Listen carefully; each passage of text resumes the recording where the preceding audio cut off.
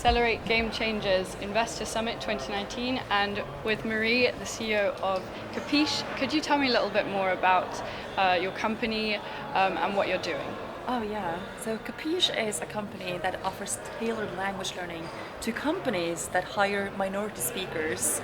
So the exciting thing about what we do is that we're not the traditional language learning company, but we use machine intelligence to analyze the company's own content, and in that sense we're creating really bespoke language learning because we can do this targeted intervention into the industry we're in and create gamified language learning for employees with a range of mother tongues.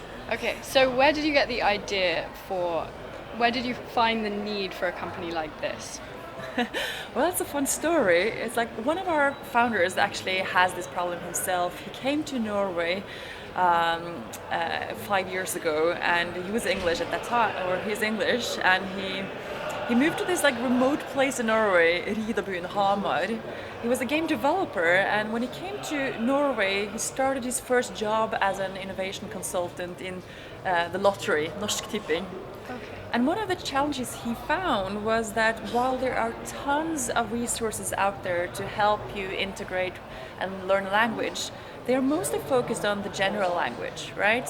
And he always jokes around with how he was doing all this online tutoring, free language learning resources, but he just kept learning zoo animals and nothing that felt really relevant to his job and his industry. Yeah.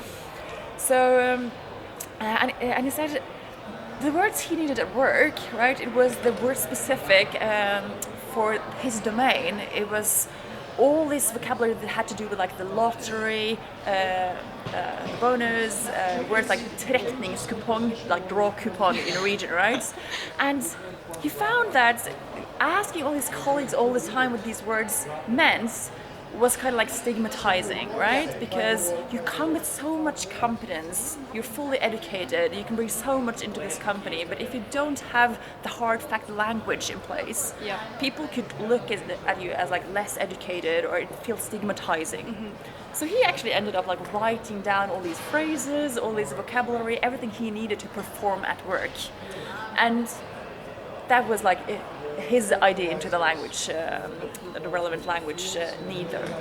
But then we actually merged two companies in the early phase. So it wasn't only his idea from why this was a need, but we also had a lot of input from everybody helping non-native speakers integrate, who said that there is not only a problem of finding the tailored content that we should teach these non-native speakers, but it's also a problem to actually tailor the language learning towards the unique mother tongues, because the range of mother tongue is so huge, and it ranges from Vietnamese to Farsi to Tigrinya, right? Yeah. And that is a hard challenge. Yeah, that must be really challenging. How do you get around that? Well, it's been a long process. First of all, when we founded the company, we had luckily more than 10 years backing from research, where we had a lot of competence identifying the different challenges that came with more than 500 world languages. Then in addition, we do these automatic translations when we analyze the content to different mother tongues, and we collaborate with a range of on-demand translators that help us verify all these translations we make inside the algorithm. So that when we translate to a language like Somali or Tigrinya, then we know that the words we teach are correct. Okay, great. And I have a question about how you find this specialized language. So is it the company or organization gives you a list, or gives you all their material, like some basic materials which show the kind of language they're doing? Like, what's the data that you use to build your language learning platform? It's really specific to the company, and that's the fun part about it, right? Some companies see that they need to help their employees manage contracts, like contract language. So sometimes we actually analyze the contractual language in companies. Other companies have onboarding manuals for their employees. So we receive everything from like PowerPoints with onboarding material to actually like PDF contracts, or even certification exams to help them pass certifications.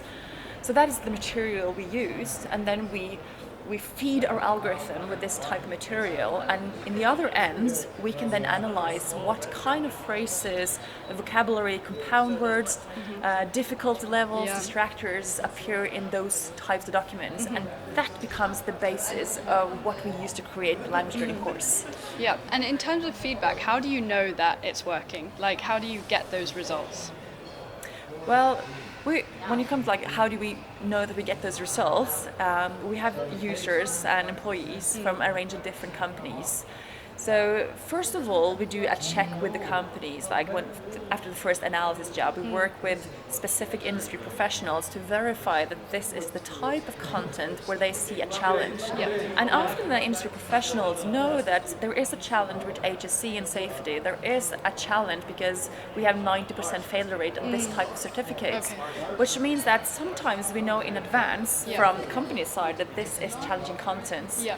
But then in order to know that it's working, we have to look at how things are being used. So then we look at the user data and like the progression of users. And we use different learning mechanisms inside the app that trains the employees. So an employee that uses Capeesh, for instance, will then first learn the relevant language, and then after some time we use spaced repetition algorithms that make sure they remember this long term, not just in short term. Great. And so obviously we're at an investment summit. So what are the kind of challenges or the journey that you've been on to get where you are now? And how do you hope to grow in the future? I think the challenge when we started out was that starting out a business in a language learning segment is a really crowded market. People know that it's a tsunami of competition in language learning, so the challenge is that you really have to stand out and provide something unique.